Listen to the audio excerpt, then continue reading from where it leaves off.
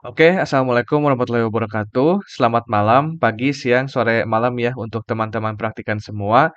Selamat datang di video pembelajaran praktikum algoritma dan pemrograman bersama kami dari laboratorium saya. Berarti ini pertama kali banget ya kalian praktikum sama kami dari laboratorium saya. Kami ucapkan selamat datang. Oke, langsung aja ya masuk ke topik videonya. Di sini kita akan membahas modul satu yaitu konsep algoritma. Nah, modul satu sendiri itu punya 5 tujuan praktikum. Yang pertama itu memahami konsep pseudocode ditambah algoritma pemrograman dan implementasinya dalam bahasa C. Yang kedua, memahami tipe data pada algoritma pemrograman dan implementasinya dalam bahasa C. Yang ketiga, memahami konsep percabangan dalam pemrograman. Yang keempat, membuat program sederhana menggunakan percabangan dalam bahasa pemrograman C. Yang kelima, memahami struktur perulangan dan dapat membuat program sederhana dengan konsep tersebut dalam bahasa pemrograman C. Jadi lumayan banyak ya yang bakal di-cover di modul satu ini pada praktikum minggu depan. Jadi mohon disimak videonya. Kita langsung aja ke dasar teori. Algoritma adalah sekumpulan langkah-langkah terurut yang dilakukan oleh sebuah program komputer untuk menyelesaikan sebuah permasalahan tertentu. Dalam pemrograman, algoritma didefinisikan sebagai metode yang terdiri dari langkah-langkah terstruktur untuk mencari solusi suatu masalah dengan bantuan komputer. Nah, tapi ini bukan hanya dalam konteks, pemrograman aja ya. Kalau kalian di dunia sehari-hari juga banyak menggunakan konsep algoritma ini.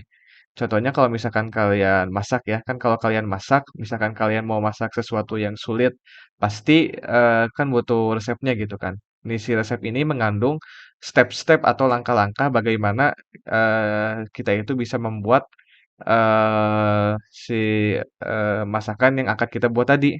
Itu bentuk pemecahan masalahnya.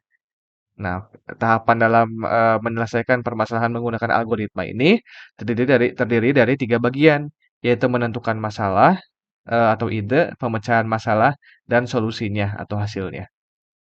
Oke, kita masuk ke konsep atau materi yang pertama, yaitu tentang pseudocode.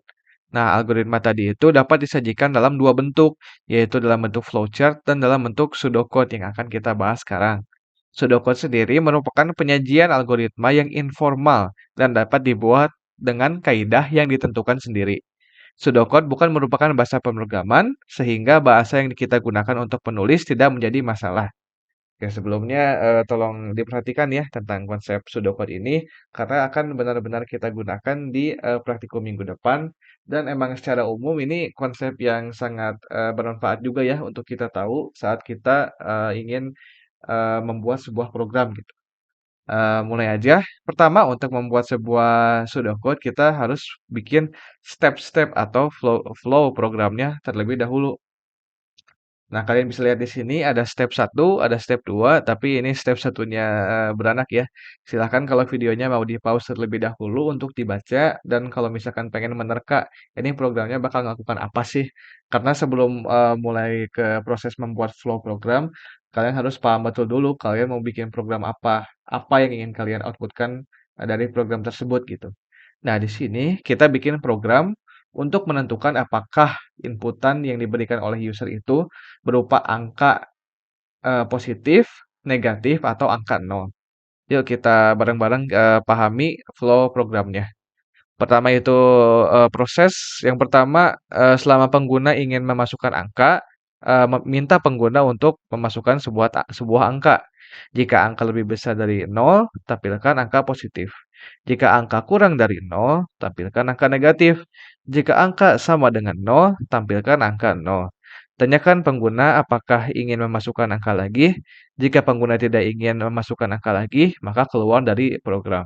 Dan output dari program ini itu teks yang menunjukkan apakah angka ini positif, negatif, atau nol. Nah, cukup dapat mudah dipahami juga ya kalau kita tulis flow programnya dalam bentuk seperti ini. Nah, sekarang kita masuk ke pseudocode-nya itu sendiri. Nah, kalau kalian lihat di definisi tadi, ditulis bahwa pseudocode itu informal dan dibuat dengan kaidah yang ditentukan sendiri. Kalau kalian udah benar-benar paham betul dengan konsepnya, mungkin kalian bisa bikin kaidah sendiri. Tapi karena kita masih sama-sama belajar ya, kita gunakan aja pseudocode yang standar. Nah, kita lihat pseudocode-nya di sini. Kalian bisa lihat ada if else, if else, ada repeat dan until, dan juga ada write. Kita mulai secara sekuensial dari line yang paling atas. Yang pertama itu kita punya begin. Di sini kita bisa bilang begin itu menandakan programnya dimulai. Programnya itu dimulai dan lanjut mengeksekusi komen-komen setelahnya. Lalu di sini kita punya read, dan ada juga write. Read itu membaca atau meminta inputan dari user, sedangkan kalau write itu kita ngeprint atau mengoutputkan sesuatu gitu. Nah, terus ada repeat dan until. Nah, repeat until ini kata kuncinya pertama di repeat ya, atau diulang. Nah, berarti repeat until itu bisa kalian samakan dengan loop atau looping atau perulangan. Strukturnya itu di sini kita ada repeat. Di sini kita ada repeat, ada juga until yang memiliki suatu kondisi statement kondisi bareng sama si until ini. Di sini ada until jawaban sama dengan n. Jadi sebelum jawaban ini memiliki nilai n, sebelum si variabel jawaban ini nilainya n, programnya akan berulang atau repeat terus sampai jawaban ini bernilai n. Baru loopnya itu akan break atau berhenti. Nah, lalu ada juga if else. Nah, if else ini sama juga ya kayak if else pada umumnya. Ada if yang disertai oleh kondisi, terus disertai juga dengan then. Nah, kalau misalkan kita program secara langsung, kita taruh kurung kurau dulu kan untuk menentukan blok blok if-nya itu yang mana gitu. Nah, di sini kita taruh then. Jadi misalkan if bla bla bla, then misalkan di sini write angka positif. Nah, misalkan apabila si if-nya itu tidak terpenuhi, kita lanjut ke else case, else if. Sama di sini juga ada kondisinya, angka kecil sama dengan 0, then write angka negatif. Nah, kalau misalkan kedua kondisi ini tidak terpenuhi, yang ada di if dan else if itu, kita beralih ke else.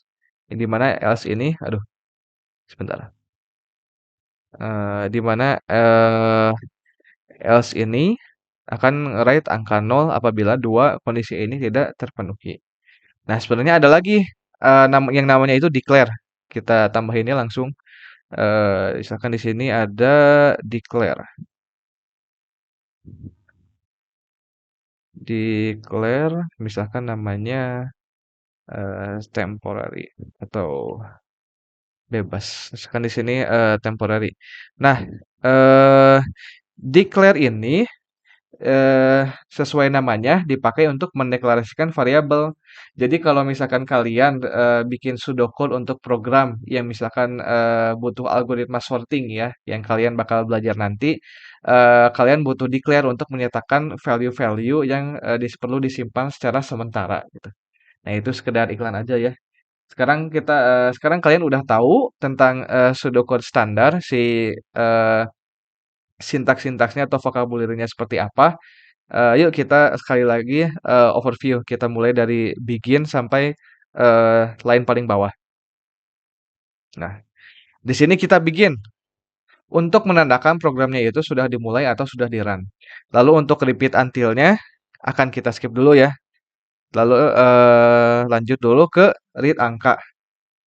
Di sini kita akan meminta input dari user yang akan ditaruh di variabel angka. Selanjutnya kita masuk ke serangkaian kondisional if, else if, dan else. Nah, kalau misalkan angkanya lebih besar daripada 0, maka kita akan mengoutput atau memwrite angka positif. Apabila kecil dari 0, kita output angka negatif. Apabila tidak keduanya, berarti angkanya pasti 0 dong. Nah, kita write angka 0. Nah, kita taruh and if di sini karena sequence if else-nya itu sudah selesai. Lalu kita outputkan nih untuk memberi instruksi kepada user masukkan angka lagi dalam kurung y atau n. Di mana di sini kita sebagai programmer kita itu memberikan instruksi apa yang perlu diinput oleh user gitu. Y atau n. Si inputnya itu kita baca dan taruh di variabel jawaban. Nah, baru si repeat, repeat, dan until ini masuk. Kita taruh program kita di antara repeat dan until ini untuk menandakan kapan atau di mana titik akhir loopnya itu, dan perulangannya itu dimulai dari mana sih. Berarti kan titik akhirnya itu di until, dan kalau misalkan diulang, diulang lagi dari repeat gitu. Nah, kita dilihat di sini, si until itu ada kondisi, yaitu jawaban sama dengan n. Kalau variabel jawaban ini bernilai n, maka repeat atau ulang programnya itu dari line ini. Dan terus saja seperti itu, di mana sequence programnya itu berulang sampai si pengguna itu memasukkan inputan N pada, sini di read ini. Kalau misalkan si pengguna memasukkan inputan N atau misalkan no, tidak mau diulang lagi, programnya itu akan berhenti. Nah, cukup gampang kan? Request dari saya mungkin tolong pahami betul ya tentang pseudocode ini. Bakal keluar pokoknya di praktikum nanti. Oke, beres dari pseudocode, kita lanjut ke materi yang pastinya jauh lebih familiar ya, yaitu struktur program dalam C. Nah, struktur program ini dibagi menjadi empat. Yang pertama itu ada library, main function, statement, dan terminator. Nah, library ini merupakan sekumpulan fungsi yang sudah built-in, yang sudah ada dalam bahasa pemrograman C yang digunakan untuk menjalankan tugas-tugas tertentu. Yang kedua ada main function atau fungsi utama. Nah, ini merupakan hal yang penting ya, yang harus ada di dalam program kita. Main function ini adalah entry point atau gerbang masuk dari program. Karena saat program itu di-compile, compiler akan mencari main function terlebih dahulu untuk dapat masuk dan mengcompile program menjadi bahasa mesin yang nantinya baru bisa dijalankan. Nah, selanjutnya ada statement atau baris kode program yang kita tulis. Statement ini akan dijalankan secara urut atau sekuensial dari atas ke bawah. Dan yang terakhir ada terminator sebagai penanda akhir dari sebuah program. Nah, return 0 ini menandakan bahwa program kita itu berjalan tanpa adanya error. Nah, kalau kalian mungkin punya pertanyaan, apalagi kalau kalian pernah ngoding pakai Python ya. Kenapa sih kalau misalkan pakai Python beda gitu? Kalau pakai Python kalian misalkan tinggal mau hello world, tinggal aja print hello world di run langsung keluar gitu kan outputnya. Beda kalau misalkan di C harus ada library-nya dulu, harus ada kayak in main-nya dulu, baru di print hello world, ada terminatornya atau segala macam. Nggak mungkin kalian nanya kenapa gitu. Jawabannya itu balik lagi ke konsep atau karakter dari bahasa C itu sendiri yang merupakan sebuah compiled language. Compiled language itu lawannya itu adalah interpreted language. Ya, contohnya itu Python yang tadi disebutkan. Nah, bedanya itu apa sih? Nah, bedanya itu ada di proses kompilasi atau proses eksekusinya dari kedua tipe bahasa tersebut. Nah, contohnya kalau di C itu kan kita punya codingan ya atau yang disebutnya itu high level language. Nah, si codingan kita itu masuk ke dalam compiler lalu diubah menjadi bahasa mesin, lalu nanti itu diubah atau disimpan dalam bentuk executable yang ada di komputer kita, baru dieksekusi. Nah, saat proses compile ini, compilation ini, waktu diubah menjadi bahasa mesin, komputer itu harus tahu mana sih kayak bagian statementnya, bagian fungsi utamanya, library-nya yang mana, atau terminatornya yang mana. Nah, alasannya itu gitu. Kenapa harus ada strukturnya kalau di compiled language supaya komputer itu tahu saat diubah menjadi bahasa mesin bagian mana aja gitu yang bagian mana aja yang beda kayak gitu. Bedanya kalau sama di interpreted language kayak kayak di Python, kalau di Python itu kalian kalau ngoding itu langsung diinterpret sesuai namanya ya, diinterpret atau diterjemahkan menjadi bahasa mesin, langsung dieksekusi. Jadi nggak ada disimpan dulu di komputer kalian. Kan kalau misalkan ngoding di bahasa C kayak banyak kan filenya, nggak cuma si file codingannya doang. Nah, kalau misalkan di interpreted language langsung terjemahkan jadi bahasa mesin langsung dieksekusi atau di-run. Nah, kayak gitu bedanya. Dan alasannya kenapa kalau di C itu ada strukturnya, yaitu alasannya karena C itu merupakan compiled language. seperti itu. Nah, sekarang ada codingannya, udah kita kopas juga ya ke VS Code. Soalnya kan ini kita pakai Google Colab ya. Google Colab itu untuk bahasa Python. Jadi kita pakai Visual Studio Code di sini, kurang library-nya sebentar. std lib. Nah, jadi untuk di bahasa C ini, pertama ada header atau library-nya, itu ada dua, yaitu include standard input output library dan standard library aja. Nah, sebenarnya kalau kalian di sini itu kalau nggak pakai standard library bisa ya. Soalnya kita itu hanya menggunakan fungsi printf yang merupakan bagian dari library standard input output. Jadi kalau misalkan kalian nggak pakai fungsi-fungsi kayak apa, nggak membuat alokasi memori atau misalkan yang random, itu tuh semua ada di standard library kan. Nah, kalau kalian nggak pakai itu, kalian bisa aja nge-exclude atau nggak pakai si standard library tadi. Nah, kita run coba. Nah, ini masih bisa ya, hello world tanpa standar library tadi. Selanjutnya di sini kan kita ada main function ya atau program utama int main terus si programnya kita taruh di antaranya gitu. Nah, kenapa sih ini harus ada in main-nya atau kenapa si sintaksnya seperti ini? Nah, kan nanti kalian belajar tentang fungsi juga ya.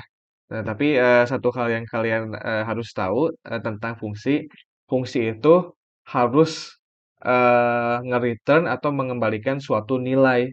Nah, jadi si function utama ini atau program utama ini ada hubungannya juga dengan terminator. Karena si program utama ini setelah menjalankan semua kode yang ada di antaranya, dia itu nge-return satu nilai kan, nilai return 0 ini untuk menandakan si programnya itu berjalan dengan lancar atau enggak gitu. Nah, tapi gimana Bang kalau misalkan kita nggak misalkan kita lupa gitu, return nolnya nggak pakai terminator, apakah masih bisa? Nah, masih bisa ya. Nah, alasannya kenapa? Karena kalau misalkan kalian memang lupa-lupa gitu, menaruh terminatornya atau return nolnya, si ini, bahasa pemrograman si ini tetap berasumsi kalau misalkan, programnya berjalan dengan baik, tetap bakal nge-return 0. Nah, kayak gitu. Kayak gitu ya penjelasannya untuk struktur program DC. Jadi ada header atau library-nya, ada fungsi utamanya, ada statement, semua codingan kalian yang akan di-run ada di sini, di int main, dan ada terminatornya. Sekarang lanjut ya ke konsep atau materi yang kalian pasti sudah familiar juga, yaitu variabel bersama aturannya. Nah, variabel ini adalah sebuah tempat yang digunakan untuk menyimpan sebuah nilai yang nantinya akan diolah dalam program. Nilai suatu variabel itu dapat berubah-ubah sewaktu-waktu selama program berjalan. Beda ya sama sebuah konstanta yang nggak bisa diubah. Kalau variabel masih bisa diubah, tidak ada nilai yang tentu. Nah, aturan variabel seperti ini ya, harus diawali dengan alfabet, jadi nggak boleh diawali dengan angka. Boleh dalam variabel ada angka, tapi nggak boleh jadi karakter pertama gitu, nggak boleh diawali dengan angka. Yang kedua dapat berupa huruf, digit, atau karakter garis bawah. Yang ketiga panjang maksimal adalah 32 karakter. Kemudian tidak boleh menggunakan spasi, operator aritmatika, dan karakter-karakter khusus seperti yang ada di sini. Selanjutnya ada tipe data dan operasi aritmatika. Nah, tipe data ini merupakan sesuatu yang menentukan jenis nilai yang dapat ditampung oleh sebuah variabel. Berikut adalah beberapa tipe data yang dapat digunakan dalam bahasa pemrograman C. Antara lain, nah sebelum masuk ke tipe data, perlu diingat ya kalau misalkan variabel itu di C harus dideklarasikan terlebih dahulu sebelum digunakan. Alasannya kenapa? Sama ya seperti yang udah dijelaskan tadi tentang compiled language. Jadi harus dideklarasikan terlebih dahulu. Nanti nanti di deklarasi itu kalian bisa bisa mengalokasikan sebuah nilai atau enggak. Jadi misalkan di sini pertama di integer yang merupakan bilangan bulat, nanti kalian kalau deklarasi bisa aja int puluhan atau bisa aja langsung diisi int puluhan ini dengan nilai 10. Oke, integer berarti integer ini bisa bilangan bulat ya. tanpa koma. Bisa puluhan, ratusan, atau bahkan bilangan negatif. Selanjutnya ada float. Float adalah tipe data yang dapat menampung bilangan desimal atau pecahan. Nah, contoh, nah di sini kita ada nilai pi ya, yang merupakan 3,14. Pakai titik ya, bukan pakai koma. Float pi merupakan 3,14, kemudian float nilai yang bernilai 80,5 atau koma 5. Yang selanjutnya adalah char. Char ini merupakan tipe data yang dapat menampung sebuah karakter. Nah, jangan lupa ya kalau misalkan di char ini perlu titik satu titik di antara karakternya. Misalkan ini ada char A sama dengan kutip satu A. Dan char ini juga dapat berupa itu ya, dapat berupa angka. Jadi tidak eksklusif untuk huruf atau alfabet saja. Selanjutnya ada variabel tipe variabel atau tipe data Boolean. Boolean ini adalah tipe data yang hanya memiliki dua macam nilai, yaitu true atau false. Tipe data Boolean ini biasanya digunakan untuk membuat logika ya dalam program.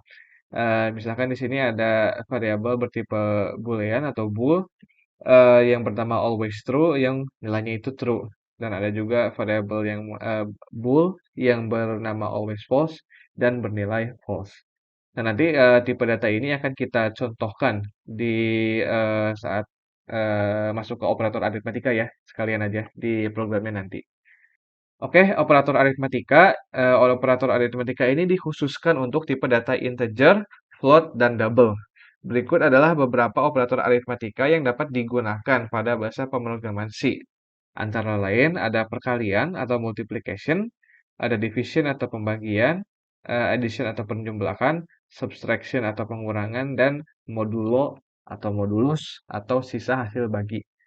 Kalau misalkan perkalian pakai bintang, division pakai tanda atau, addition pakai plus, pengurangan pakai strip atau minus, dan modulo atau modulus menggunakan persen. Oke, langsung aja kita contohin ya di VS Code ya. Misalkan kita kopas yang ini, yang perkalian. Kita kopas ke itunya, ke Visual Studio kita.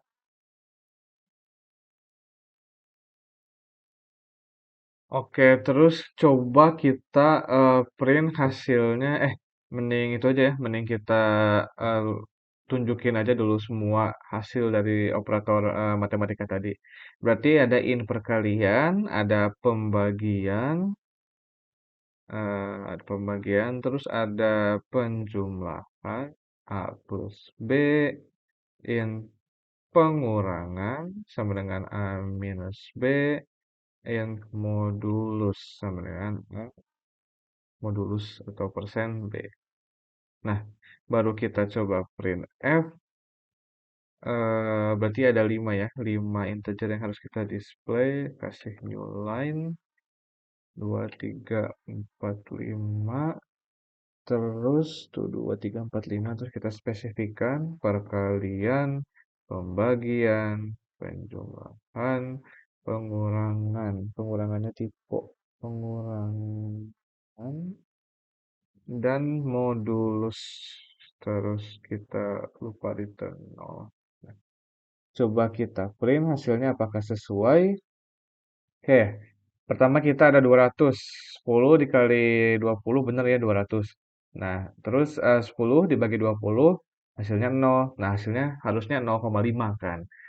Bilangan desimal, tapi karena ini integer, itu tuh cuma ditunjukin si bilangan bulatnya atau nolnya doang. Terus selanjutnya penjumlahan. 10 tambah 20, 30 betul. Pengurangan 10 minus 20 benar ya ke negatif jadi minus 10. Terus hasil sisa bagi dari 10 dibagi modulus 20 hasilnya itu 10. Nah, kenapa kan tadi gak bisa dibagikan atau hasilnya 0 kan kalau pembagian 10 dibagi 20. Nah, berarti kalau misalkan si pembaginya itu lebih besar daripada yang dibagi, berarti hasil modulusnya itu ya bilangannya itu sendiri, yaitu 10 gitu. Nah, begitu ya untuk showcase semua operator aritmatika ya, dari perkalian, pembagian, penjumlahan, pengurangan, dan modulus atau sisa bagi. Nah, sekarang coba kita agak eksperimen dikit. Misalkan kita ubah ya, kan tadi kalau pembagian itu harusnya 10 bagi 20 itu 0,5 ya. Coba kita ubah ke float supaya kita bisa lihat apakah benar hasilnya 0,5. Nah, kalian bisa sekalian nebak juga apakah ini hasilnya bakal 0,5 atau enggak. Oke, coba kita run. Ternyata hasilnya itu 10 bagi 20 itu 0,0000 ya. Nah, kenapa hasilnya 0,0 kan harusnya 0,5 10 bagi 20 setengahnya kan. Nah, kenapa hasilnya 0,0? Karena meskipun si integer apa A dibagi B ini kita simpan sebagai float itu cuman kayak eh, hasilnya aja ya. Hasilnya itu berupa tipe float. Tapi 10 sama 20 ini karena dua-duanya integer, mereka itu masih dibagi istilahnya pakai aturan integer gitu. Kan tadi kita lihat 10 bagi 20 itu 0. Nah, bedanya sama di sini dia itu tetap dibaginya itu 10 bagi 20 itu hasilnya 0. Cuman si nolnya itu kita ubah ke dalam bentuk float. Nah, makanya itu masih 0,00000. Nah, coba aja kita ubah ke bentuknya itu ke float. Nah, kalau ke float harus diubah semua. Berarti, oh ya, bisa di casting ya, di type casting. Jadi type casting itu contohnya seperti ini. Misalkan float A bagi B. Berarti dengan menambahkan float dalam kurung ini, si A dan pembagian si A dengan B ini akan dianggap sebagai pembagian float gitu. Treated as a float gitu. Sebagai desimal. Sekarang kita coba apakah masih 0,00 hasilnya. Coba kita lihat. Nah, udah bener ya hasilnya 0,5. 0,000. Nah, kenapa sudah benar? Karena si A dan dibagi B ini sudah merupakan pembagian float karena casting ini. Kalian bisa aja ngubah float A ini jadi float, B ini jadi float. Dan tapi ini kita harus ngubah di printf-nya juga kan. Jadi cara cepatnya kalian bisa type casting di sini, di berubah menjadi float. Nah, terus kan di sini kita banyak ya angka di belakang, belakang komanya ada 5. Gimana caranya kalau misalkan kita pengen dua atau satu angka aja di belakang koma? Bisa kita di print ini misalkan tambahkan titik 2F atau 1F. Misalkan kita pengen dua angka di belakang koma, titik 2F kita print lagi. Nah, benar ya, dua angka di belakang koma seperti ini. Lanjut, kita ubah lagi coba ke integer. Ke seperti semula. Bisa nggak ya kalau misalkan operator modulus kita ubah misalkan ke float ya. Misalkan salah satunya ini kita ubah ke float aja. Terus kita run. But, nah nggak bisa ya. Invalid operands to binary. Have int and float. Alasannya kenapa? Operator modulus ini hanya bisa dipakai untuk tipe data integer. Tidak bisa dipakai oleh float, double, atau char ya. Cuman khusus untuk integer. Tapi sebenarnya ada fungsi yang membolehkan kita untuk mencari modulus atau sisa bagi dari tipe data float. Tapi itu perbincangan untuk lain hari ya. Lanjut ke coba lagi eh, kita ubah lagi ke integer. Coba kalau misalkan kita ubah 20-nya ke 0, apakah masih bisa? Kan kalau misalkan kita secara teori, misalkan angka apapun yang dibagi 0 itu hasilnya tidak terhingga ya. Coba kalau misalkan kita run, hasilnya apa? Nah, nggak ada output ya, karena error. Jadi kalau misalkan kalian mencoba membagi bilangan apapun dengan 0 di operasi aritmatika ini, itu bakal error ya, atau tidak akan menghasilkan output.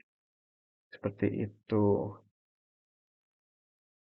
Selanjutnya kita punya materi tipe data bentukan. Nah, tipe data bentukan ini adalah tipe data yang dibuat sendiri oleh programmer.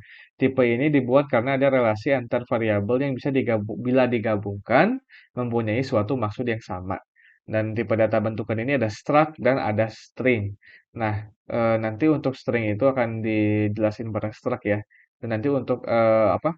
Untuk penjelasan struct-nya sekalian aja kita kopas ke Visual Studio Code. Nah ini udah ada. Kan kita ada di sini untuk contoh struct seperti biasa ya. Ada strukturnya itu ada si library-nya, ada header-nya, ada si program utamanya, ada terminator dan kita punya statement atau program yang kita tulis di sini. Nah, string. Kalau misalkan kalian ingat, pasti ingat sih di PTK, kan secara teknis di bahasa C itu tidak ada yang namanya string ya. Yang ada itu sekumpulan atau array dari tipe data char. Nanti kalian belajar array lebih dalam di modul 2. Tapi di sini kita punya tipe data char ya, yang namanya itu name, yang memiliki panjang 50. Jadi, eh, secara teorinya kan kalau misalkan string itu cuman sekumpulan char kan. Nah, jadi kita istilahnya di sini itu kita akalin, kita bikin tipe data string yang terdiri atas sekumpulan char tadi. Di sini contohnya char name kurung siku 50. Itu untuk string. Nanti untuk si outputnya atau penggunaannya sekalian aja di waktu kita run program ini. Nah, struct. Struct itu buat apa sih? Nah, bayangin aja kalau misalkan kalian, misalkan di program ini gitu ya. Di program ini kan kita itu mau ngeprint suatu data mahasiswa kan. Jadi data-data mahasiswa yang pastinya membutuhkan beberapa variabel, misalkan nama, NIM, dan jurusan. Nah, gimana sih kalau misalkan kita mau istilahnya mengkategorikan atau supaya si variabel ini terstruktur. Misalkan ini kan tiga-tiga variabel ini ada hubungannya dengan mahasiswa gitu kan. Nah, maka dari itu kita gunakan struct. Jadi untuk struct ini penggunaannya atau sintaksnya itu seperti ini. Struct, nama struct-nya atau nama struct-nya mahasiswa, terus variabel yang akan ada di dalam struct ini, terus si implementasinya atau di sini itu nanti di yang akan masuk ke nama variabelnya. Di sini mahasiswa tapi M-nya pakai lowercase ya. Nah, gimana sih pemakaiannya si struct ini? Misalkan kan kita punya eh, name atau nama, NIM, dan jurusan. Dan itu tuh semua ada di dalam struct mahasiswa. Misalkan kita mau ngeprint nama ya. Berarti kan si eh, variabel nama ini ada di dalam struct itu kan, struct mahasiswa. Maka dari itu kita gak bisa langsung kita gak bisa secara langsung eh, nge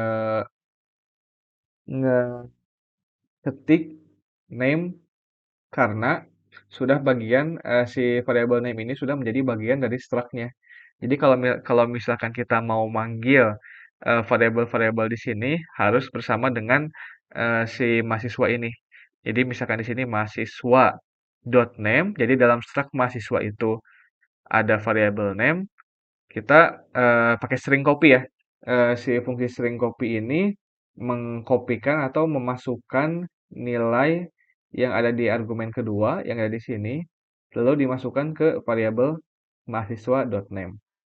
Sama halnya di sini kita ada nim, nimnya segini yang akan dimasukkan ke variabel mahasiswa.name. Jadi gak nim aja karena sudah merupakan bagian dari mahasiswa. Terus selanjutnya ada jurusannya, kita string copy string teknik komputer ini ke variabel mahasiswa.jurusan. Nah, saat kita print juga, kita harus memastikan menggunakan mahasiswa ini di variabelnya.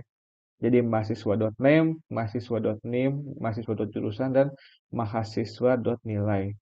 Jadi kita coba print, sama aja ya si si outputnya. seperti yang mungkin kalian expect atau kira. Jadi ngeprint nama mahasiswa, NIM si mahasiswa tersebut, jurusan mahasiswa tersebut, dan nilai mahasiswa tersebut. Jadi si struct ini cuman sebuah cara untuk kayak mengkategorikan atau menstrukturkan variabel-variabel yang terkait ya, sesuai dengan definisi dari tipe data bentukan tadi. Oke, mungkin sampai situ saja untuk bagian selanjutnya bakal dijelasin sama Bang Gio ya, mulai dari seleksi kondisional sampai ke if sampai ke perulangan. Selanjutnya itu ada yang namanya seleksi kondisional. Seleksi kondisional itu dimana seperti di dalam kehidupan kita sehari-hari ya, kayak kita pasti akan melakukan keputusan sesuai dengan kondisi yang kita punya gitu. Um, dari sini misalnya kita punya nilai, terus kalau nilai kita dengan kondisi di atas 75 hasilnya akan lulus, dan jika nilai kita di bawah 75 hasilnya akan tidak lulus gitu. Kurang lebih ya begitulah untuk penggambarannya. Terus untuk di dalam pemrograman bahasa C, keputusan itu disebut dengan fungsi kondisional. Terus fungsi kondisional itu menggunakan operasi boolean, yang dimana operasi boolean itu isinya hanya dua kemungkinan, yaitu true atau false, yang dimana true itu bernilai 1 sedangkan false itu bernilai 0. Terus selain operasi boolean ada juga operasi logika dan operasi relasi untuk menentukan aksi atau keputusan yang akan dilakukan oleh program. Nah, jadi untuk operasi relasi itu ada berapa ya? Pertama itu ada tanda panah ke kanan yang artinya itu lebih besar. Nah, jika nilai A lebih besar dari B, maka nilai boolean keluar adalah true gitu. Kita buat programnya misalnya seperti ini, yang dimana nilai A itu adalah 6 dan B itu 5. Dari logika matematikanya 6 itu lebih besar dari 5, benar ya. Kita bikin ini C sama dengan A, panah ke kanan B, terus kita print apakah hasilnya 1 atau 0 ya. Kita coba, nah dia akan keluar hasilnya 1. Nah kalau kita ubah misalnya A nya 5, B nya 6, yang dimana kalau 5 itu lebih besar dari 6 itu adalah salah, yang dimana harusnya dia ngeprint 0. Ya benar ya, jadi program eh, akan menyatakan kalau 5 itu tidak lebih besar dari 6, kalau begitu. Jadinya dia mengeprint hasilnya 0 gitu ya. Terus selanjutnya itu ada panah ke kiri lebih kecil. Jika A lebih kecil dari B, maka nilai boolean keluar adalah true. Kita coba di sini. Misalnya A-nya 5, B-nya 6 ya. Kalau misalnya logikanya 5 lebih kecil dari 6 itu benar ya. Ya, jadi dia akan ngeprint 1 yang dimana itu artinya true. True kalau 5 itu lebih kecil dari 6. Oke, terus next ada lebih besar sama dengan. Nah, untuk lebih besar sama dengan ini kurang lebih sama dengan yang lebih besar. Bedanya adalah jika nilai A lebih besar dari B atau sama dengan B. Jadi jika nilai A sama B itu sama, dia akan tetap mengeluarkan nilai true gitu. Sebagai contoh, kita bikin A-nya 5, B-nya 5, kita bikin lebih besar sama dengan ya. Yang ditandakan oleh panah ke kanan dan sama dengan gitu. Kita coba run. Nah, dia akan hasilnya true. Nah, terus di sini ada selanjutnya itu ada lebih kecil sama dengan. Lebih kecil sama dengan itu ditandakan dengan panah ke kiri sama dengan. Jika nilai A lebih kecil dari B atau sama dengan B, maka nilai boolean yang keluar adalah true. Misalnya kita ganti jadi lebih kecil ya panah ke kiri. Sekarang hasil tetap true karena nilai A dan B itu sama-sama 5 gitu. Nah, terus gimana kalau nilai A-nya lebih gede? Nah, kalau nilai A-nya lebih gede, dia akan mengeluarkan nilai false di booleannya itu. Lebih begitu. Terus selanjutnya itu ada sama dengan. Nah, sama dengan ini jika A sama dengan B, maka nilai boolean yang keluar adalah true, dan jika dia nilainya berbeda atau lebih besar atau lebih kecil itu dia akan mengeluarkan nilai false gitu. Misalnya kita bikin sama dengan. Misalnya pertama kita bikin nilainya beda dulu, 6 sama 5, dia akan mengeluarkan false ya, nilai 0. Terus jika kita bikin A-nya 5, dia akan mengeluarkan nilai true 1 ya. Oke. Terus selanjutnya itu ada tidak sama dengan. Nah, jadi untuk ini mungkin sedikit rumit. Ini kebalikannya dari sama dengan. Nah, kalau sama dengan itu kan nilai A sama B-nya harus sama untuk mengeluarkan true.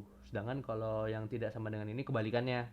Jadinya kayak kalau nilai A sama B itu sama, dia akan mengeluarkan nilai false. Tapi kalau nilai A sama B-nya tidak sama ya, maka nilai boolean yang keluar itu adalah true gitu. Jadi misalnya ini nilai A sama B nya sama nih, A nya 5, B nya 5, kita coba run, nilainya false nih, 0. Nah tapi kalau kita bikin dia berbeda, misalnya A 100, B nya 5, dia akan mengeluarkan nilai true. Jadi kayak programnya itu membaca kayak nilai A itu tidak sama dengan B, benar itu benar, fakta itu benar, pernyataan itu benar gitu. Oke, itu untuk operasi relasi. Terus operasi logika. Jadi pada operasi logika ini, operasi logika berguna untuk membandingkan antara dua atau lebih operasi relasi. Nah, jadi pertama itu ada n. N itu ditandakan dengan dan di sini untuk di program C. Dengan contoh, pada n mengharuskan kedua operasi untuk bernilai true agar operasi logika tersebut bernilai true. Nah, jadi untuk di programnya itu kurang lebih seperti ini. Jadi kayak misalnya di dalam variabel C ini kita ada dua operasi relasi, yaitu A lebih besar dari B dan B lebih kecil dari A. Nah, di sini kita menggunakan operasi logika ya. Operasi logikanya itu dan tadi pakai N. Nah, kalau di penjelasannya itu pada N mengharuskan kode operasi untuk bernilai true agar operasi logika tersebut bernilai true. Kita coba kalau misalnya A lebih besar dari B, itu kan benar ya. A 100, B 5, A lebih besar, terus kemudian B lebih kecil dari A, B nilainya 5 dan A nilainya 100, benar juga. Berarti operasi relasi kiri dan kanan itu sama-sama benar. Kita coba run. Nah, dia akan menghasilkan nilai 1 yaitu true. Oke. Terus kalau misalnya kita ganti nih, B lebih besar dari A, yang dimana ini salah, tapi yang kirinya benar. Dia akan mengeluarkan nilai false 0. Gitu untuk n untuk operasi logika n. Terus selanjutnya itu ada juga OR. OR itu pada OR hanya mengharuskan satu operasi bernilai true agar operasi logika tersebut bernilai true. Nah, yang ditandakan dengan tanda apa ini namanya?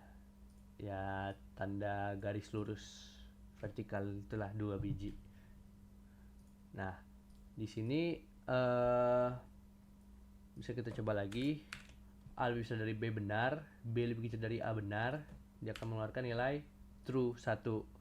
Nah, tapi kalau kita coba nih, salah satunya salah, misalnya kayak B lebih besar dari A, itu kan salah ya, 5 lebih besar dari 100 kan itu salah. Kita coba run, nilainya akan tetap benar. Nah, inilah yang disebut dengan operasi logika OR atau. Nah, kita coba lagi kalau misalkan dua-duanya salah. A lebih kecil dari B, B lebih besar dari A. Kan dua-duanya salah nih. Kita coba run. Dia baru nilainya false 0. Gitu. Jadi pada OR ini diharuskan dua-duanya salah untuk menghasilkan nilai false pada operasi logika tersebut. Tapi kalau salah satu aja benar, dia akan menghasilkan nilai true. Begitu untuk OR. Dan selanjutnya ini ada NOT. NOT ini kurang lebih sama dengan yang tidak sama dengan. Jadi kalau misalnya A lebih besar dari B itu kan benar. Terus kita bikin NOT, dia akan mengeluarkan nilai 0.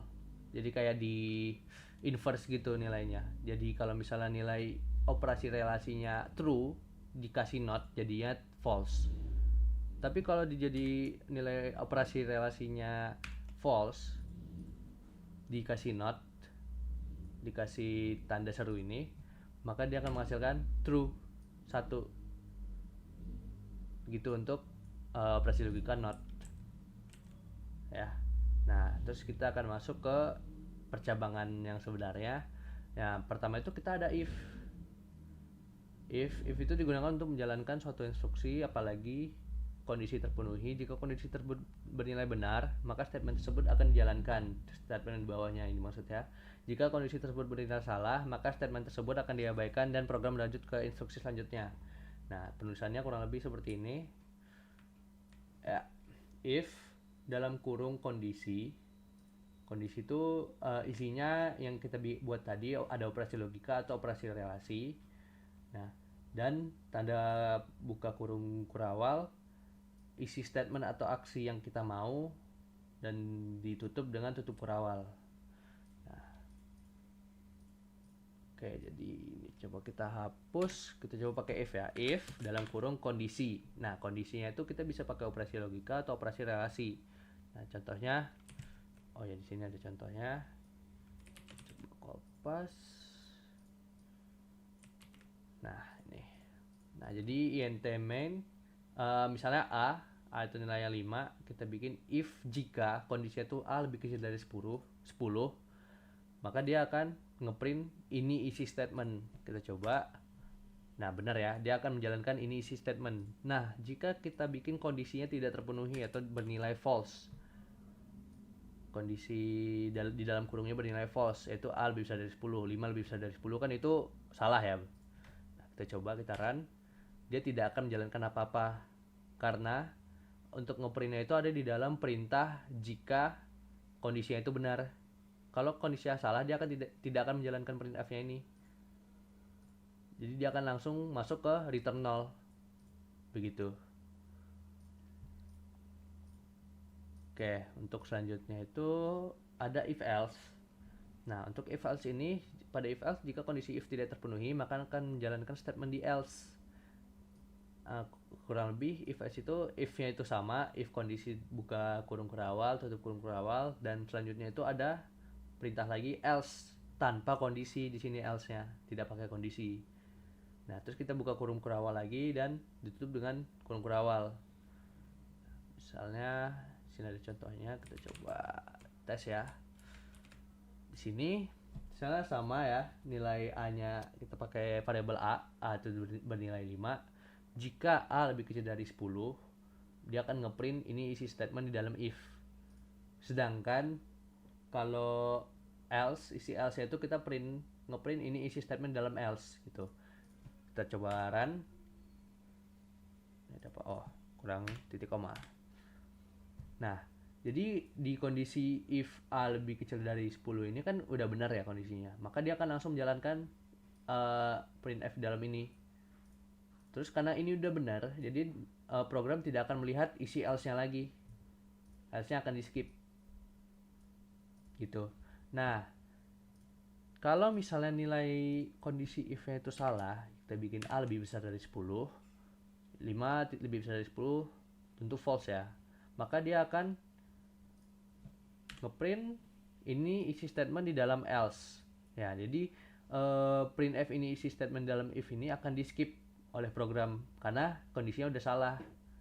Karena kita ada bikin else, maka dia program akan langsung menjalankan perintah di dalam else gitu. Karena if-nya itu udah salah, maka dia akan lari ke else. Berbeda dengan kalau kita tidak pakai if.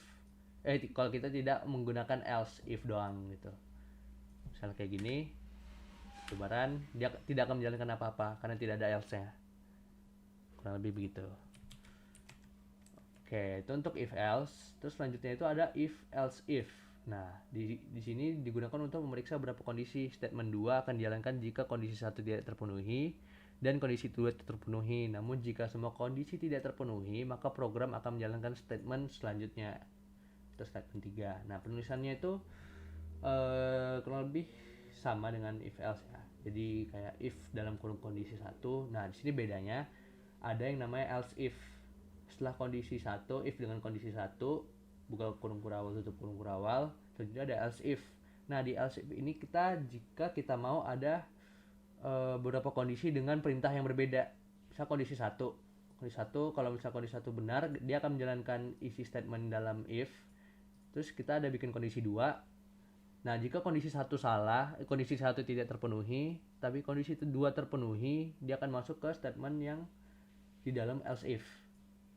Gitu. Dan Jika kondisi satu dan kondisi 2 tidak terpenuhi, baru dia akan mencari else. Dia akan menjalankan perintah yang dalam else. Gitu. Oke, kita bikin contoh. Contoh di sini ya kurang lebih sama ya, kayak nilai A tetap 5. Nah, di sini kan ada if, else if sama else. Nah, if-nya itu A lebih kecil dari 10. Kita coba run. Oke. Oh, juga kurang titik koma. Coba jalanin, ini isi statement dalam if. Nah, karena nilai 5 itu benar, lebih kecil dari 10, maka dia akan menjalankan perintah yang dalam ini isi statement dalam if. Dan isi dia else if dan else itu tidak akan dijalankan lagi gitu. Karena kondisi pertama itu udah benar. Nah, kalau kita ubah nih, jadi nilai A-nya itu ada 10. Dan dengan kondisi kedua, else if A sama dengan 10, dia akan menjalankan ini isi statement di dalam else if gitu. Dia akan menjalankan perintah yang ini. Sedangkan perintah yang ini isi statement dalam if akan di skip karena kondisi A lebih kecil dari 10 itu tidak terpenuhi. Itu. Nah, kalau misalnya dua kondisi ini kan tadi udah kita coba, kondisi satu terpenuhi gimana, kondisi kedua terpenuhi gimana. Kita coba jika semua kondisinya itu tidak terpenuhi. Misal kita bikin A-nya 100. 100 lebih kecil dari 10 bukan, A sama dengan 10 juga salah. Nah, dia akan menjalankan statement dalam else gitu. Karena kondisi yang di atasnya itu tidak ada yang terpenuhi. Maka else lah yang akan program akan menjalankan perintah dalam else. Kurang lebih gitu. Untuk if else if. Oke, dan selanjutnya ini ada namanya nested if, digunakan jika dalam suatu kondisi membutuhkan kondisi lainnya agar terpenuhi. Kondisi satu harus bernilai benar, jika kondisi dua juga bernilai benar, maka program akan dijalankan. Namun jika salah satu kondisi bernilai salah, maka program akan mengambil instruksi selanjutnya. Gitu. Nah, untuk penulisannya bisa dibilang ini adalah if di dalam if. Misalnya kayak apa ya?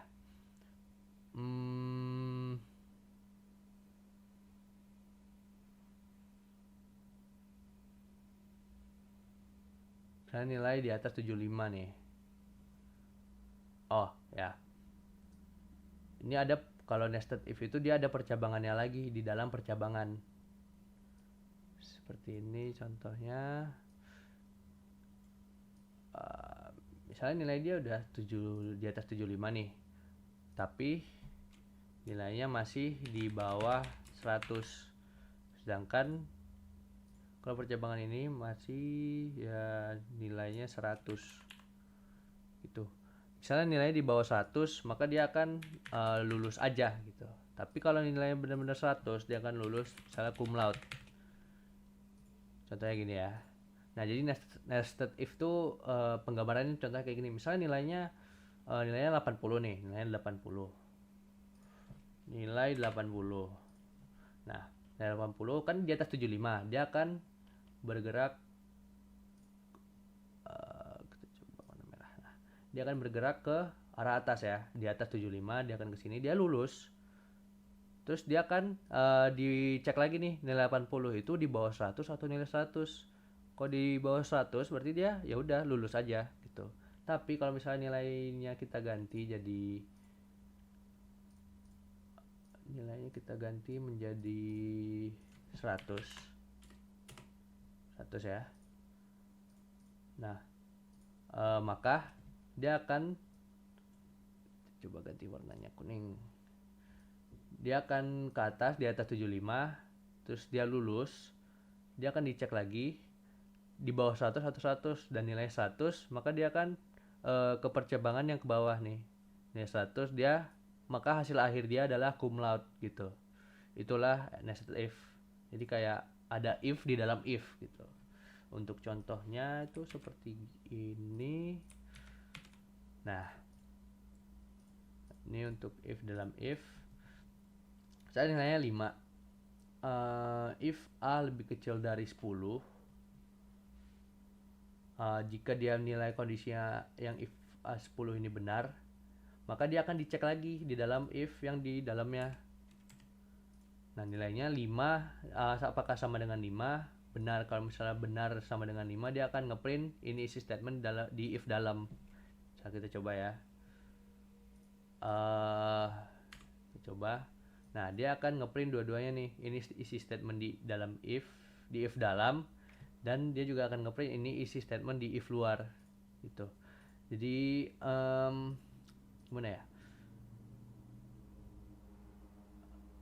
jadi dia akan tetap menjalankan isi di dalam ini isi statement dalam if dalam nih, ini isi statement di if dalam, sorry, ini isi statement di if dalam akan dijalankan. Nah, setelah ini sudah dijalankan, dia akan ngecek lagi nih ada instruksi lain nggak di dalam if-nya itu. Nah, ternyata ada lagi ini isi statement di if luar. Maka dia akan menjalankan dua-duanya, karena dua-duanya ini ada di dalam if yang pertama nih, A lebih kecil dari 10. Karena A lebih kecil dari 10, maka semua yang ada di dalam statement if A lebih kecil dari 10 ini akan dijalankan semua. Mau itu ada if, mau itu ada print, itu akan dijalankan semua sampai dia ketemu tutup kurung kurawal gitu. Sini tutup kurung kurawalnya kan di sini nih. Bukanya di sini, tutupnya di sini. Maka semua yang ada di antara kurawal ini akan dijalankan semua. Nah, untuk kasus ini kan dia di dalam kurung kurawal itu ada if lagi, ada percabangan lagi. Nah, di sini eh percabangan itu kan akan dicek juga nih apakah nilainya 5 atau tidak. Nah, karena di sini nilainya 5 benar, maka dia akan menjalankan isi dalam kurung kurawal yang if sama dengan 5 ini. Printf, ini isi statement di if dalam. Makanya dia dua statementnya ini akan di print. Nah, kalau misalnya kita bikin nilai A-nya tuh 6. Nah, kalau A6 itu kan if luarnya terpenuhi ya. A lebih kecil dari 10, 6 lebih kecil dari 10 itu benar. Tapi di if dalam itu tidak benar. 6 tidak sama dengan 5. Maksudnya 6 sama dengan 5 itu salah ya. Berarti dia tidak akan dijalankan nih harusnya yang dalam print ini. Kita coba run. Nah, seperti yang kita lihat, dia akan hanya ngeprint ini isi statement di if luar. Statement ini saja. Sedangkan untuk yang ini dia tidak akan jalankan karena kondisinya itu tidak terpenuhi. Kurang lebih gitu. Nah, kalau misalnya nih nilai A 5, terus kita bikin kondisinya tuh kita bikin A lebih besar dari 10. Apa yang terjadi? Yang terjadi adalah dia tidak akan ngeprint apa-apa karena di kondisi if yang di paling luar ini dia tidak terpenuhi, maka dalamnya itu tidak akan dijalankan. Itu. Jadi ini tidak akan tidak akan dipeduliin lagi sama programnya. Pokoknya kalau kondisi if yang paling luar ini udah tidak benar, maka ini semua akan di skip yang di dalam kurung awalnya. Ini semua akan di skip. Kalau begitu untuk nested if. Dan untuk nextnya itu ada namanya switch case. Nah, switch case ini berfungsi untuk memeriksa beberapa kondisi dan akan mengerjakan statement sesuai dengan case yang terpenuhi. Nah, untuk tulisannya itu kita bikin switch dalam kurung variabelnya. Terus kita bikin case value 1 titik 2 statement yang kita mau, dan kita bikin titik koma break titik koma. Nah, terus selanjutnya ini ada case value 2 dengan value yang lain, statement value 2, statement yang kita mau di value 2, terus jangan lupa titik koma break titik koma. Nah, terus untuk terakhir itu ada default titik 2 statement jika value selain value di atas statement jika value selain value di atas itu tidak terpenuhi. Jika tidak ada value di atas itu, antara value 1 dan value 2 itu sama-sama keduanya tidak terpenuhi nih, dia akan lari ke default. Jatuhnya kayak kurang lebih sama kayak else ini. Kayak else. Jadi kayak jika kondisi di atasnya tidak ada yang terpenuhi, maka dia akan menjalankan else. Nah, kalau di switch itu dia akan menjalankan default. Kurang lebih gitu. Nah, ini untuk contoh programnya. Kita coba. Nah, di sini nilai A-nya masih 5, switch dalam kurung variabel itu kan A, buka kurung kurawal, case 10, ini isi statement value 1 nih. Kalau case 5 ini isi statement value 2. Kita coba apakah akan apa yang akan terjadi. Dia akan ngeprint yang ini isi statement value 2 yang ini case 5. Karena nilai variabelnya itu 5, maka dia akan menjalankan case 5 ini. Case dengan nilai value 5 gitu. Nah, kalau kita misalnya ganti A-nya itu jadi 10. Ya, 10 ya. Dia akan menjalankan ini isi statement value 1 yang paling atas. Ini. Nah, gitu. Terus kalau misalnya nih kita pakai nilai variabelnya tuh tidak ada di case value 1, tidak ada di case value 2. Misalnya kita bikin 15. Apa yang akan terjadi? Yang terjadi adalah dia akan menjalankan statement di dalam default. Ini isi statement default yang ini. Kurang lebih gitu. Jadi kayak else-nya di switch gitu. Kurang lebih gitu untuk switch case. Nah, terus ini ada note untuk switch case. Jika ingin menggunakan range nilai pada value case, maka bisa menggunakan titik 3 kali sebagai tanda range. Nah, sama kayak switch case tadi, bedanya untuk case-nya ini kita bikin ada titik 3-nya. Case A titik titik titik B, case C titik titik titik D, titik 2 gitu. Ini ada contoh programnya.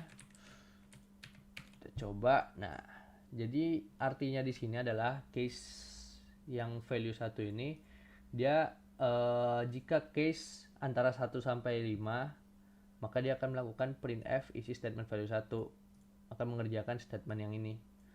Tapi kalau nilainya di range antara 6 dan 10, dia akan menjalankan ini isi statement value 2 gitu.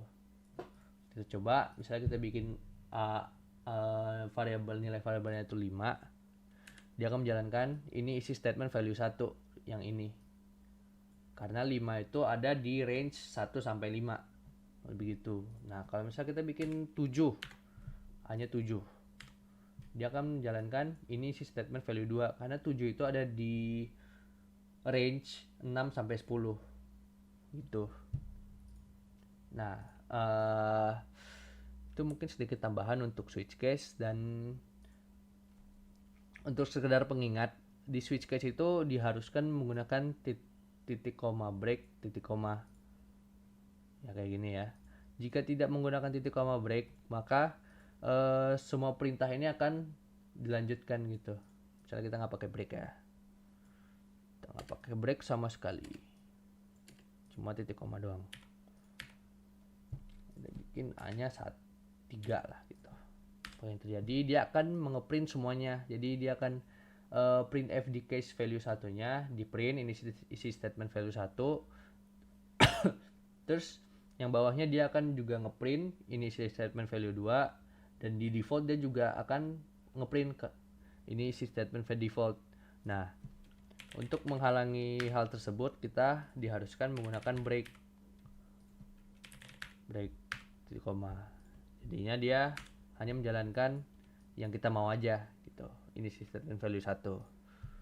Kurang lebih gitu untuk switch case. Yang terakhir yaitu perulangan atau looping. Apa itu perulangan? Yaitu suatu proses di mana kita dapat mengulang satu atau beberapa perintah tanpa henti. Bisa berhenti juga sih, selama kondisi yang dijadikan acuan terpenuhi gitu. Nah, jadi untuk kebutuhan itu kita ada operasi unari. Apa itu operasi unari? Itu adalah operator yang hanya menggunakan satu operan aja. Nah, contohnya di sini penambahan. Kalau penambahan kita akan menggunakan tanda tanda tambah ya, tanda tambah 2 kali sini. Dan di penulisannya itu misalnya kita ada variabel x tambah gitu. Dengan artinya nilai x akan ditambah 1. Kita coba di programnya itu seperti ini. Misalnya nilai A dengan nilai awalnya 3. Terus kita bikin A++ ya. A++ dia akan ngeprint hasilnya 4 sini. Karena A++ itu artinya A tambah 1. Terus selanjutnya itu ada juga pengurangan, yaitu variabel terus minus dengan arti nilai x akan dikurangi 1. Kita coba dengan nilai awal A itu kan 3, kita bikin minus, dia akan mengeluarkan hasil 2. Karena ini artinya nilai variabel A dikurang 1. Gitu. Untuk operator unari. Nah, untuk perulangan pertama itu ada namanya for. Nah, di for ini jika kita sudah tahu persis banyaknya perulangan yang kita inginkan. Untuk penulisannya itu ada for initial value. Initial value itu artinya nilai awal. Terus kemudian condition expression. Condition expression itu seperti di if tadi, kayak kondisinya itu harus bagaimana biar for-nya itu akan tetap jalan. Dan selanjutnya itu ada incremental expression. Incremental expression itu nilai operator unari tadi, kayak apakah akan setiap pengulangannya itu akan ditambah terus atau dikurang terus gitu. Dan jangan lupa tanda kurung awal dengan isi statement. Kita coba contoh programnya seperti ini. Kita bikin ada variabel i itu untuk parameter dari for ini. Kita bikin nilai awal i itu sama dengan 0 dengan kondisi expressionnya itu i lebih kecil dari 3. Dengan incremental expression atau dia akan menambah atau berkurang itu kita bikin plus plus ya, tambah-tambah. Kita coba run ya, kurang lebih agar lebih rapi kita bikin pakai backslash n ya gini. Nah, jadi dia akan ngeprint statement yang dalam print ini statement dalam for selama 3 kali. Kenapa 3 kali? Karena nilai awalnya itu kan 0. Dia akan 0 itu kan lebih kecil dari 3, benar. Maka dia akan menjalankan isi dalam for, yaitu printf ini statement dalam for.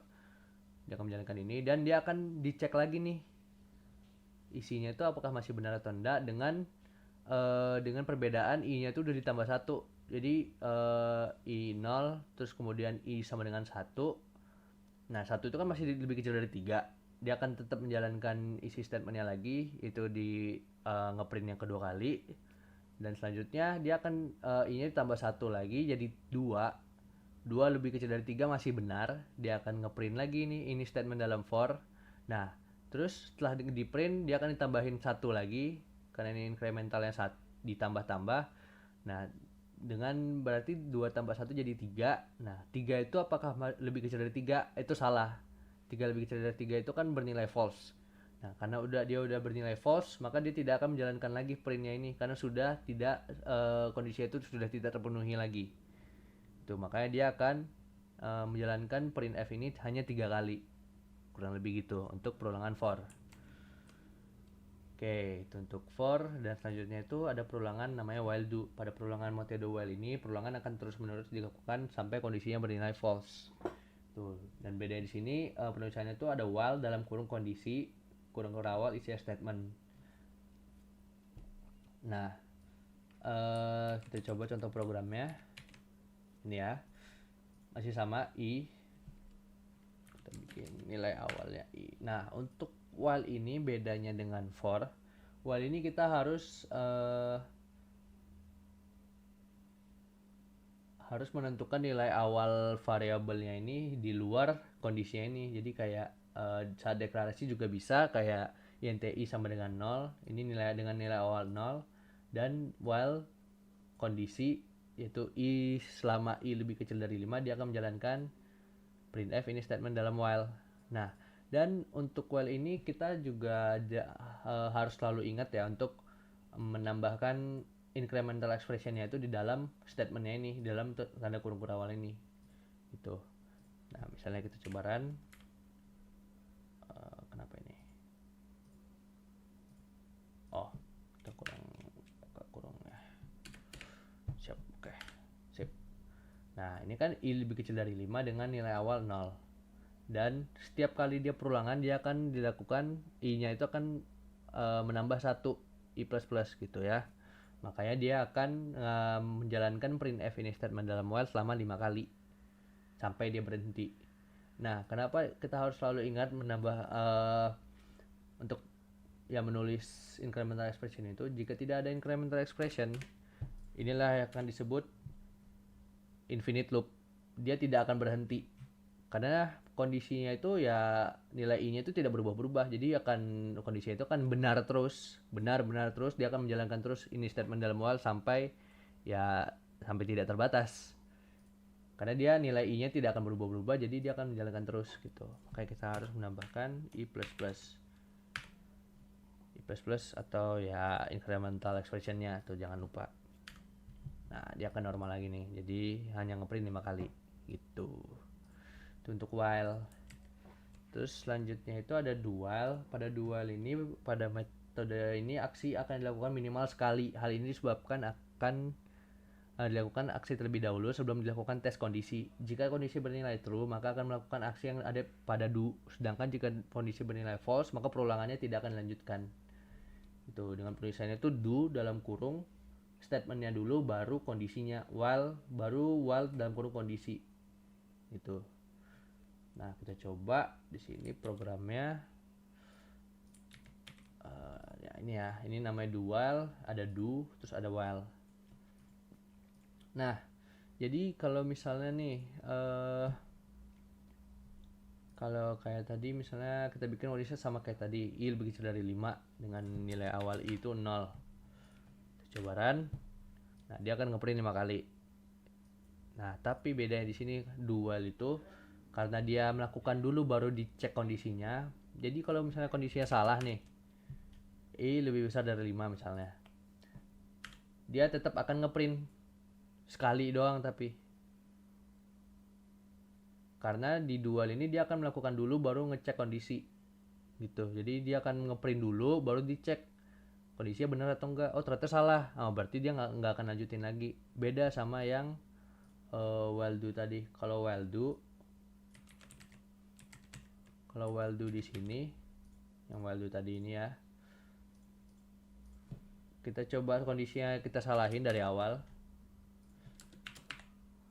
dia tidak akan ngeprint apa-apa karena dia akan dicek dulu kondisinya baru di print gitu. Itu bedanya do while dengan while do, kalau lebih gitu. Jadi selanjutnya ini ada namanya loop control. Ini fungsi yang digunakan untuk mengendalikan perulangan pada bahasa C. Ada beberapa fungsi, yaitu pertama ada break. Nah, break itu berfungsi untuk keluar atau mengakhiri perulangan. Misal kita pakai contoh perulangan for ya, dengan nilai awalnya 0 dengan kondisi i lebih kecil dari 5 dan melakukan penambahan gitu. Dia akan ngeprint ini perulangan ke sekian. Nah, kita bikin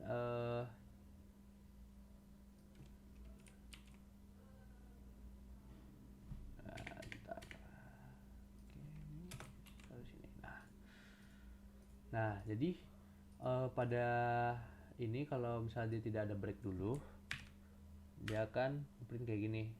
Ini perulangan ke 0, 1, 2, 3, 4 gitu ya. Terus jika kita pasang if i sama dengan 2 akan melakukan break, yang terjadi adalah dia hanya akan ngeprint ini perulangan ke 0 dan ini perulangan ke 1. Nah, karena di saat dia nilai i nya sama dengan 2, terus di kondisi if nya ini kan i sama dengan 2, itu benar ya. Pada perulangan keduanya ini ke 0 kan udah, dia akan ke skip pada perulangan ke 0. Pada saat i nya sama dengan 0, ini akan ke skip karena kondisinya salah. Dia akan langsung ngeprint ini perulangan ke 0. Terus dia akan ulang lagi dengan penambahan, i nya akan bertambah jadi tambah 1, jadi i sama dengan 1. Nah, jika i sama dengan 1 itu kan tidak sama dengan 2, maka kondisi ini kan salah. Breaknya tidak akan belum dijalankan, dia akan langsung melakukan print ini perulangan ke 1 ini. Nah, di saat nilai i nya itu sudah sama dengan 2 dan pada kondisi if nya ini berarti i sama dengan 2 kan benar ya nilainya, dia akan menjalankan statement dalam if nya ini, yaitu break. Break itu berarti dia akan menghentikan perulangannya ini, loopnya ini. Makanya dia hanya mengeprint ini perulangan ke 0, ini perulangan ke 1 gitu. Perulangan 2, 3, 4 nya itu tidak akan ke print. Itu untuk break. Nah, selanjutnya ini ada namanya continue. Continue itu berfungsi untuk melompat ke perulangan berikutnya. Nah, pada continue ini kita coba ganti breaknya jadi continue. Yang terjadi adalah dia akan ngeprint ini perulangan ke 0, 1, 3, 4. Yang keduanya akan ke skip. Nah, bedanya kalau pada break itu dia akan menghentikan perulangan, yang continue ini akan perulangan itu tetap lanjut, tapi pada perulangan di continue pada perulangan di continue itu akan ke skip. Misalnya di continue itu kan pada saat nilai i-nya sama dengan 2. Nah, di sini akan ke skip, nilai ini perulangan keduanya akan tidak akan ada. Dia akan lanjut ke ini perulangan ketiga gitu, akan langsung ditambahin satu lagi jadi 3 tanpa melakukan print yang di bawahnya ini. Kurang lebih gitu untuk continue. Kontrol yang ketiga yaitu go to label. Di sini go to label itu berfungsi untuk menjalankan lagi program yang memiliki tanda label. Sorry ya, nih. Dengan penulisan itu ini ada sedikit kesalahan. Jadi ada label 1. Misalnya kita ada membuat label, misalnya kita bikin label 1, terus di sebelah label 1 tuh harusnya ada titik 2 dan di bawahnya itu ada statementnya, di bawahnya lagi ada go to label 1 titik koma gitu. Misalnya contoh programnya itu seperti ini. Jadi untuk go to label itu kita bisa bikin perulangan tanpa menggunakan for, tanpa menggunakan while, tanpa menggunakan do while itu dengan menggunakan hanya menggunakan go to label. Nah, misalnya contoh kita ada bikin variabel i sama dengan 0, kita bikin label 1.2 printf ngeprint sea, terus ini incremental expressionnya i++, dan selanjutnya itu ada percabangan if jika i lebih kecil dari 2, maka dia akan melakukan go to label 1, akan kembali ke label 1 ini. Dia akan melakukan ini lagi semua. Tuh, kita coba. Nah, dia akan ngeprint saya 2 kali. Itu ya. Jadi dari increment ini dia akan turun, dia akan ngeprint saya dulu, terus i-nya langsung ditambah 1, dari 0 jadi 1. 1, terus akan dicek nih di if apakah 1 itu lebih kecil dari 2, benar kan? Karena benar, dia akan go to label 1, dia akan balik lagi ke sini, ke label 1 ini. Dia akan ngeprint saya lagi, di increment lagi, i-nya jadi 2, terus di sini karena 2 itu tidak lebih kecil dari 2, maka ini akan di skip langsung di end gitu. Maka dia akan hanya ngeprint 2 kali saya-nya. Kurang lebih itu untuk go to label. Mungkin sekian untuk video penjelasan dari modul 1 ini. Semoga bermanfaat. Terima kasih.